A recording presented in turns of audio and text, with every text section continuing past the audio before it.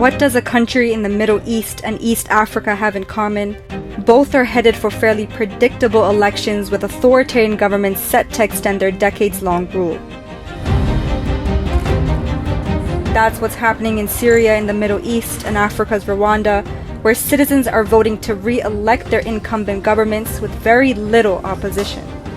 Rwandans are voting in a presidential election that is expected to extend the long rule of President Paul Kagame, who has held power since 1994.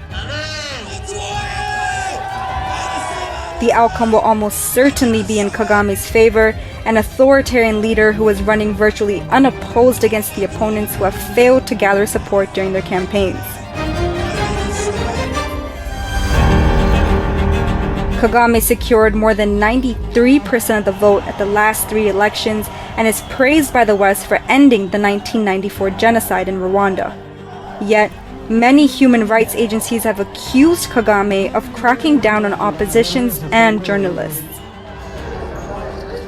Meanwhile, in Syria, government-held areas headed to polls to elect a new parliament, an election that has already been dismissed by opposition groups as a farce.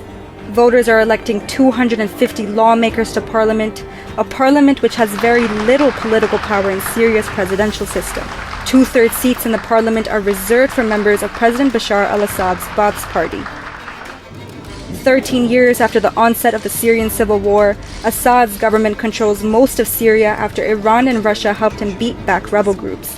The northeast remains held by the Kurdish-led Syrian Democratic Forces, and Islamist and Turkish-backed rebels hold parts of the northwest, while more than 5 million Syrian refugees are abroad and unable to vote.